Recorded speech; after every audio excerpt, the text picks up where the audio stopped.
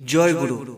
আজ আমরা জেনে নেব যে কাম কি, কামের স্বরূপ কি, কামের মূল নিবাস স্থান কোথায়, কামের শক্তির উৎস কোথা থেকে, কামের বিস্তার কতদূর পর্যন্ত এবং এই কাম থেকে মুক্তির উপায় কি। কেননা সনাতন ধর্মের সকল শাস্ত্রে এই কাম বিকারকে মানবের মহা শত্রু বলা হয়েছে। এই কামই সকল মানুষের সাধনার পথে বা মুক্তির পথে সব থেকে বড় বাধা। কেননা হাজার হাজার ঋষি মুনি যোগী ও তপস্বীরা লক্ষ লক্ষ বছর তপস্যা করার পরও সাধনার উচ্চতম পর্যায়ে পৌঁছেও তাহারা অসফল হয়ে গিয়েছেন। তাহারা এই কাম বিকারে বিকারগ্রস্ত হয়ে সাধনা থেকে ভ্রষ্ট হয়ে গিয়েছেন, সাধনায় সিদ্ধি লাভ করতে পারেননি। এই কাম বিকার এতটাই মহা ভয়ঙ্কর, মহা উগ্র ও মহা শক্তিশালী একটি বিকার। এই সংসারে যত রকমের আমাদের বিকার আছে তার মধ্যে সব থেকে ভয়ঙ্কর ও সব থেকে উগ্র এই কাম বিকার। তাই আমাদের সর্বপ্রথম এটা জেনে নিতে হবে যে কামের স্বরূপ কি, কাম কেমন, কাম কোথা থেকে উৎপন্ন হচ্ছে, কামের নিবাস স্থান কোথায়, আর এই কামের বিস্তার কত দূর পর্যন্ত। আমরা যদি এই কামের স্বরূপ সম্বন্ধে জেনে যাই, কামের রহস্যকে আমরা বুঝে যাই, তাহলে আমরা অতি সহজেই এই কাম বিকার থেকে মুক্ত হতে পারব, এই কামকে পরাজিত করতে পারব।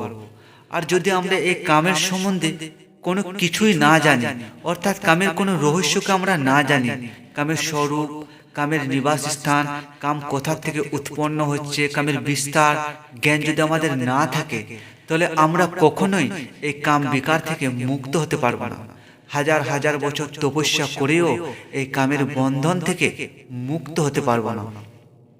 যেমন ধরুন, এই বাহ্যিক ক্ষেত্রে কোনো যুদ্ধে জয়লাভ করতে হলে সর্বপ্রথম আমাদেরকে এইটা জানতে হবে যে আমাদেরকে কাদের সাথে যুদ্ধ করিতে হইবে, তাদের স্বরূপ কেমন, তাহারা দেখতে কেমন, তাদের নিবাস স্থান কোথায়, অর্থাৎ তারা কোথা থেকে আসছে, তাহাদের শক্তির উৎস কোথায়, তাদের সৈন্যের মধ্যে কোন কোন মহাযোদ্ধারা আছেন, তাদের সৈন্যের মধ্যে কোন কোন অস্ত্র শস্ত্র আছে, তাদের সৈন্যের বিস্তার কত দূর, এটা আমাদের সর্বপ্রথম জেনে নিতে হবে। তাহলে আমরা অতি সহজেই সেই যুদ্ধে জয়লাভ করতে পারবো, আমাদের বিরোধী পক্ষকে পরাজিত করতে পারবো। ঠিক সেই প্রকার এই আধ্যাত্মিক জগতেও এই সকল কাম কামনার বিকারগুলি থেকে মুক্ত হতে হলে, এদেরকে পরাজিত করতে হলে সর্বপ্রথম এই কামের স্বরূপ জানতে হবে, এই কামের নিবাস স্থান, কামের শক্তির উৎস, কামের বিস্তার জেনে নিতে হবে। তাহলে আমরা অতি সহজেই এই কাম বিকার থেকে মুক্ত হতে পারবো। আর একটা অতি সহজ উদাহরণ, যেমন রাম রাবণের যুদ্ধ। ভগবান শ্রী রামচন্দ্রের পক্ষে যদি বিভীষণ না থাকতো, তাহলে ভগবান শ্রী রামচন্দ্র কখনোই মনুষ্যত্বের মর্যাদায় থেকে রাক্ষস রাজ রাবণকে বধ করতে পারতেন না। কেননা বিভীষণ সে রাবণের সকল রহস্য ভগবান শ্রী রামচন্দ্রকে বলে দিয়েছিলেন, যে রাবণের সেনাদের মধ্যে কোন কোন মহাযোদ্ধারা আছেন, রাবণের কাছে কোন কোন মহা অস্ত্রশস্ত্র আছেন, এবং রাবণ বধের মূল ভেদ বা রাবণকে কেমন ভাবে বধ করলে রাবণকে বধ করা যাবে, সেই সকল ভেদ, সেই সকল রহস্য ভগবান শ্রী রামচন্দ্রকে বিভীষণ বলে দিয়েছিলেন। সেই কারণেই ভগবান শ্রী রামচন্দ্র মনুষ্যত্বের মর্যাদায় থেকে অতি সহজেই সে রাক্ষসরাজ রাবণকে বধ করতে পেরেছিলেন। ঠিক তেমনি আমাদেরও যদি এই মহাশত্রু মহারাক্ষস কাম বিকার থেকে মুক্ত হতে হয়, এই কাম বিকারকে বধ করতে হয়, তাহলে সর্বপ্রথম আমাদেরকে এইটা জেনে নিতে হবে যে কাম কি, কামের স্বরূপ কি, কাম কোথা থেকে উৎপন্ন হচ্ছে এবং কামের বিস্তার কত দূর পর্যন্ত। আমরা যদি কামকে সম্পূর্ণরূপে জেনে যাই, কামকে বুঝে যাই, কামকে অনুভব করে নিই, তাহলে আমরা অতি সহজেই এই কাম বিকার থেকে মুক্ত হতে পারবো, জয়লাভ করতে পারবো, সাধনায় সিদ্ধি লাভ করতে পারবো। তো আপনারা সকলেই সম্পূর্ণ শ্রদ্ধা ও ভক্তি সহকারে এই পরম দুর্লভ জ্ঞানকে শ্রবণ করুন আর নিজের এই দুর্লভ মনুষ্য জন্মকে সফল করুন। জয় গুরু। পবিত্র গীতার 3য় অধ্যায়ের 36 নম্বর শ্লোকে অর্জুন যখন ভগবান শ্রীকৃষ্ণকে জিজ্ঞাসা করছেন, হে কৃষ্ণ, লোকে কাহার দ্বারা প্রযুক্ত হইয়া অনিচ্ছা সত্ত্বেও যেন বলপূর্বক নিয়োজিত হইয়া পাপ আচরণ করেন। অর্থাৎ অর্জুন ভগবান শ্রীকৃষ্ণকে জিজ্ঞাসা করছেন, হে কৃষ্ণ, এই জগৎ সংসারে প্রত্যেক মনুষ্যই যেন কোনো এক অদৃশ্য শক্তির প্রভাবে অনিচ্ছা সত্ত্বেও পাপ আচরণ করতে বাধ্য হয়। যেন কোনো এক অদৃশ্য শক্তি বলপূর্বক জোর করে পাপ আচরণে লিপ্ত করায়, পাপ আচরণ করতে বাধ্য করে। তখন ভগবান শ্রীকৃষ্ণ অর্জুনকে 37 নম্বর শ্লোকে বলছেন, হে অর্জুন, ইহাই কাম, ইহাই ক্রোধ, ইহা রজগুণোৎপন্ন, ইহা দুষ্পূরণীয় এবং অতিশয় উগ্র, ইহাকে সংসারের শত্রু বলিয়াই জানিবে। অর্থাৎ ভগবান অর্জুনকে বলছেন, হে অর্জুন, যে অদৃশ্য শক্তির প্রভাবে প্রভাবিত হয়ে এই সংসারের সকল মনুষ্যই পাপ আচরণ করতে বাধ্য হয়, পাপ কর্ম করতে বাধ্য হয়, তাহাই কাম। অর্থাৎ সেই কামের প্রভাবে এই সংসারের সকল মনুষ্য পাপ আচরণ করতে বাধ্য হয়। আর এই কাম কোনো নির্দিষ্ট একটি বিকারের নাম নয়। মানুষের অন্তরে যে হাজার হাজার কামনা বাসনা, হাজার হাজার বিষয় বাসনা, তাহাকেই একত্রিতভাবে কাম বলা হয়। কিন্তু অনেক মানুষই মনে করেন কেবলমাত্র স্ত্রী পুরুষের যে শারীরিক আকর্ষণ তাহাই কাম, আর বাকি কোথাও কাম নেই, বাকি কোনোটাই কাম নয়। এটা সম্পূর্ণ সত্য নয়। ভগবান বলছেন, এই জগৎ সংসারে যে কোনো বস্তুর প্রতি মানুষের অন্তরে যে প্রবল আসক্তি বা প্রবল কামনা, তাহাই কাম। আর এই যে স্ত্রী পুরুষের শারীরিক আকর্ষণ, সেইটা কামের সব থেকে বড় রূপ, সব থেকে বড় ভয়ঙ্কর রূপ। ঠিক সেই প্রকারই এই পঞ্চভৌতিক জগৎ সংসারের যে কোনো বস্তুর প্রতি মানুষের অন্তরে যে প্রবল আসক্তি বা সেই বস্তুটাকে লাভ করার যে প্রবল বাসনা, প্রবল আকাঙ্ক্ষা বা প্রবল কামনা, তাহাই কাম। এবং ভগবান বলছেন, ইহাই ক্রোধ।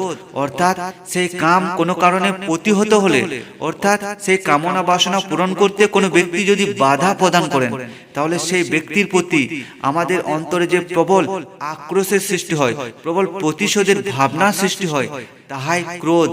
এবং ভগবান বলছেন, ইহা রজগুণোৎপন্ন। এই কাম ক্রোধ রজগুণ থেকে উৎপন্ন হয়। রজগুণ অর্থাৎ মাছ, মাংস, ডিম, এগুলি সব রাজসিক আহার। আর যে সকল ব্যক্তিরা এই রাজসিক আহার গ্রহণ করেন, সেই সকল ব্যক্তিদের এই কাম ক্রোধের প্রবণতা অনেক বেশি। এবং ভগবান বলছেন, ইহা দুষ্পূরণীয় এবং অতিশয় উগ্র। অর্থাৎ এই কামনা কখনোই পূর্ণ হয় না। অর্থাৎ মানুষের একটি কামনা পূর্ণ হলে আরো হাজারটা কামনার সৃষ্টি হয়ে যায়। কামনা বাড়তেই থাকে, কামনার কখনোই শেষ নেই। তাই ভগবান বলছেন, এই কামনা দুষ্পূরণীয় এবং অতিশয় উগ্র, মহাভয়ঙ্কর, মহাবিনাশকারী। এই কামনা অগ্নির তুল্য, মহাভয়ঙ্কর। অগ্নি যেমন কোনো শুকনো এক ঘাসে বা পালাতে পড়লে সেই শুকনো ঘাস থেকে অগ্নি আকার ধারণ করতে করতে বিশাল আকার ধারণ করেন এবং মহাভয়ঙ্কর আকার ধারণ করেন, এবং তার সামনে আসতে থাকা সকল বস্তুকে গ্রাস করতে থাকেন, এবং অগ্নি আরো ভয়ঙ্কর, আরো বাড়তে থাকেন। ঠিক সেই প্রকার এই কামনাও সদা সর্বদা বৃদ্ধি পেতে থাকে, কামনার কোনো শেষ নেই। এবং ভগবান বলছেন, ইহাকে সংসারের শত্রু বলিয়াই জানিবে। অর্থাৎ এই জগৎ সংসারের প্রত্যেক মনুষ্যের সাধনার পথে, ভক্তির পথে বা মুক্তির পথে সব থেকে বড় বাধা এই কাম। কাম অর্থাৎ মানুষের অন্তরে সেই হাজার হাজার কামনা বাসনা বা এই পঞ্চভৌতিক জগৎ সংসারের যে কোনো বস্তুর প্রতি সেই বিষয় বাসনাই কাম। এরপর 38 নম্বর শ্লোকে বলছেন, হে অর্জুন, যেমন ধূম দ্বারা বহির্ণে আবৃত থাকে, মল দ্বারা দর্পণ আবৃত থাকে, আর যেমন জরায়ু দ্বারা গর্ভ আচ্ছাদিত থাকে, ঠিক সেই প্রকার এই কামের দ্বারা জ্ঞান আচ্ছাদিত থাকে। অর্থাৎ ভগবান বলছেন, হে অর্জুন, যেমন ধূম দ্বারা বহির্ণী অর্থাৎ অগ্নি আচ্ছাদিত থাকে, ধূলি ময়লারূপ মলিনতা দ্বারা দর্পণ আচ্ছাদিত থাকে, আর যেমন জরায়ু দ্বারা মাতৃ গর্ভ আচ্ছাদিত থাকে, ঠিক সেই প্রকার মানুষের অন্তরের এই অনন্ত কাম কামনা ও বিষয় বাসনা রূপ মলিনতা দ্বারা পরম জ্ঞান আচ্ছাদিত থাকে, নিজ আত্ম স্বরূপের জ্ঞান আবৃত থাকে। আর যেমন ধূম সরে গেলে অগ্নি প্রকট হয়ে যায়, ধূলি ময়লা অপসারিত হলে আয়নায় নিজ স্বরূপ প্রতিবিম্বিত হয়, মাতৃগর্ভ থেকে জরায়ু সরে গেলে বাচ্চার জন্ম হয়, ঠিক সেই প্রকার আমাদের অন্তরে সেই অনন্ত কামনা বাসনা ও বিষয় বাসনা রূপ মলিনতা অপসারিত হলে নিজ আত্ম স্বরূপের জ্ঞান প্রকট হয়ে যায়, সেই আত্মজ্ঞান প্রকট হয়ে যায়। তাহলে আমাদের সকলেরই কর্তব্য আমাদের অন্তরে সেই অনন্ত কাম কামনা ও বিষয় বাসনাকে বর্জন করা। এরপর 39 নম্বর শ্লোকে বলছেন, হে কুন্তেয়, জ্ঞানীদিগের নিত্য শত্রু এই দুষ্পূরণীয় অগ্নিতুল্য কাম দ্বারা জ্ঞান আচ্ছন্ন থাকে। অর্থাৎ ভগবান বলছেন, এই সংসারের সকল মনুষ্যেরই নিত্য শত্রু এই কাম। কাম অর্থাৎ আমাদের অন্তরের সেই অনন্ত কামনা বাসনা। এই কামনা বাসনা ও বিষয় বাসনা রূপ অগ্নির দ্বারা আমাদের নিজ আত্ম স্বরূপের জ্ঞান আচ্ছাদিত থাকে। নিজ নির্মল শুদ্ধ চৈতন্য স্বরূপ আত্ম স্বরূপের জ্ঞান আবৃত থাকে। এরপর 40 নম্বর শ্লোকে বলছেন, হে অর্জুন, ইন্দ্রিয় সকল মন ও বুদ্ধি ইহারা কামের অধিষ্ঠান বা আশ্রয়স্থান বলিয়াই কথিত হয়। কাম ইহাদেরকে অবলম্বন করিয়া জ্ঞানকে আচ্ছন্ন করিয়া জীবকে মুগ্ধ করে। অর্থাৎ ভগবান বলছেন, হে অর্জুন, এই কামের মূল নিবাস স্থান বা আশ্রয় স্থানই হচ্ছে এই মন, বুদ্ধি এবং ইন্দ্রিয়াদি। এই মন, বুদ্ধি, ইন্দ্রিয়াদির সাহায্যে এই কাম আমাদেরকে অনন্ত কাম কামনা ও বিষয় বাসনায় মুগ্ধ করিয়া রাখেন। আমাদের নিজ আত্ম স্বরূপের জ্ঞানকে আচ্ছন্ন করিয়া রাখেন। নিজ আত্ম স্বরূপের জ্ঞানকে আমাদেরকে জানতে দেয় না। তাহলে আমাদের এই কামের বন্ধন থেকে মুক্ত হতে হলে, নিজ আত্ম স্বরূপের জ্ঞানকে লাভ করতে হলে কি করতে হইবে না, একজন স্বরূপ সিদ্ধ সদ্গুরু ধারণ করতে হইবে। স্বরূপ সিদ্ধ অর্থাৎ যেই গুরু নিজের শুদ্ধ চৈতন্য স্বরূপ আত্ম স্বরূপকে জানিয়াছেন, নিজের শুদ্ধ পরম নির্মল চৈতন্য স্বরূপ আত্ম স্বরূপকে অনুভব করিয়াছেন, একমাত্র সেই রকম গুরুই আমাদেরকে আমাদের নিজ আত্ম স্বরূপের সাথে পরিচয় করিয়ে দিতে পারেন। আর আমরা যখন জেনে যাব যে আমরা এই দেহ নয়, এই মন নয়, এই ইন্দ্রিয়াদি নয়, এই কাম কামনা এই বিষয় বাসনা সবই এই মন, দেহ, ইন্দ্রিয়াদি, আমি এই সম্পূর্ণ দেহ, মন ও ইন্দ্রিয়াদি থেকে সম্পূর্ণ পৃথক চৈতন্য স্বরূপ এক বস্তু, তখন আমরা অতি সহজেই এই মন ও ইন্দ্রিয়াদির বিকার থেকে মুক্ত হয়ে যাব। এই কামের বন্ধন থেকে মুক্তি লাভ করতে পারবো। এরপর 41 নম্বর শ্লোকে বলছেন, হে ভরত শ্রেষ্ঠ, সেই হেতু তুমি অগ্রে ইন্দ্রিয়গণকে বশীভূত করিয়া জ্ঞান বিজ্ঞান বিনাশী পাপ স্বরূপ কামকে নষ্ট করো। অর্থাৎ ভগবান বলছেন, হে অর্জুন, তাই তুমি সর্বপ্রথম এই পঞ্চ কর্মেন্দ্রিয়, পঞ্চ জ্ঞানেন্দ্রিয় ও মন ও বুদ্ধিকে বশীভূত করো। তারপর আমাদের সেই নিজ আত্ম স্বরূপের জ্ঞানকে বিনাশকারী সেই কামকে বিনষ্ট করো। কাম অর্থাৎ আমাদের অন্তরে সেই অনন্ত কামনা বাসনাকে বিনাশ করো, সেই কামনা বাসনাকে বর্জন করো। এরপর 42 নম্বর শ্লোকে বলছেন, হে অর্জুন, ইন্দ্র সকল শ্রেষ্ঠ বলে কথিত হয়। ইন্দ্রগণ অপেক্ষা মন শ্রেষ্ঠ, মন অপেক্ষা বুদ্ধি শ্রেষ্ঠ, বুদ্ধি হইতে যিনি শ্রেষ্ঠ তিনি আত্মা। অর্থাৎ ভগবান বলছেন, এই সম্পূর্ণ শরীর হইতে ইন্দ্রিয়গণ শ্রেষ্ঠ। ইন্দ্রিয় অর্থাৎ পঞ্চ কর্মেন্দ্রিয় ও পঞ্চ জ্ঞানেন্দ্রিয়, এবং এই 10 ইন্দ্রিয় হইতে যিনি শ্রেষ্ঠ তিনিই মন। কেননা মন এই ইন্দ্রিয়াদির পরিচালক, এবং মন হইতে যিনি শ্রেষ্ঠ তিনি বুদ্ধি, এবং বুদ্ধি হইতে যিনি শ্রেষ্ঠ তিনি আত্মা। আত্মা অর্থাৎ আমার নিজ স্বরূপ। তাই ভগবান এর পরের শ্লোকে বলছেন, হে অর্জুন, এই রূপে বুদ্ধির সাহায্যে বুদ্ধির উপরে অবস্থিত পরমাত্মার সম্বন্ধে সচেতন হইয়া আত্মাকে আত্মশক্তির প্রয়োগে ধীর নিশ্চল করো এবং দুর্নিবাস শত্রু কামকে বিনাশ করো। অর্থাৎ ভগবান বলছেন, হে অর্জুন, বুদ্ধির সাহায্যে বুদ্ধির উপরে অবস্থিত নিজ আত্ম স্বরূপ সম্বন্ধে সচেতন হও। নিজের শুদ্ধ চৈতন্য স্বরূপ আত্ম স্বরূপকে জানো, আত্ম স্বরূপের জ্ঞানকে লাভ করো, নিজের আত্ম স্বরূপকে অনুভব করো। তারপর নিজ আত্ম শক্তির দ্বারা এই মন ও ইন্দ্রিয়াদিকে বশীভূত করো এবং দুর্নিবাস শত্রু কামকে বিনাশ করো। তাহলে আমরা কি দেখলাম?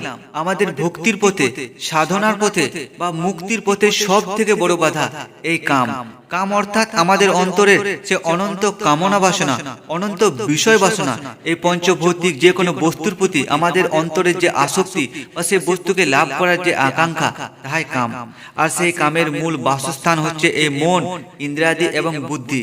সেই মন বুদ্ধিকে সংযত করার শুধুমাত্র একটাই উপায়, নিজ আত্ম স্বরূপের জ্ঞানকে লাভ করা, নিজের শুদ্ধ চৈতন্য স্বরূপ আত্ম স্বরূপকে অনুভব করা।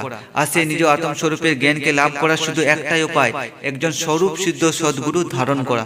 স্বরূপ সিদ্ধ অর্থাৎ যে গুরু নিজের শুদ্ধ চৈতন্য স্বরূপ আত্ম স্বরূপকে জানিয়াছেন, অনুভব করেছেন বা উপলব্ধি করেছেন, একমাত্র সেই রকম গুরুই আমাদেরকে আমাদের নিজ আত্ম স্বরূপের সাথে পরিচয় করিয়ে দিতে পারেন, নিজ আত্ম স্বরূপের অনুভব বা উপলব্ধি করিয়ে দিতে পারেন। আর আমরা যেই দিন নিজেদেরকে শুদ্ধ চৈতন্য স্বরূপ নির্মল আত্মা রূপে জেনে যাব, সেই দিন এই জগৎ সংসারের কোনো বস্তুই, এই জগৎ সংসারের কোনো কাম কামনা, কোনো বিকারই আমাদেরকে বিকারগ্রস্ত করতে পারবে না, আমাদেরকে মোহমায়ায় আচ্ছন্ন করতে পারবে না। জয় গুরু। তো আজ এখানে শেষ করছি। আপনারা সকলেই নিজের শুদ্ধ চৈতন্য স্বরূপ আত্মাকে জানার চেষ্টা করুন, নিজ আত্ম স্বরূপের প্রকৃত জ্ঞানকে লাভ করার চেষ্টা করুন। জয় গুরু।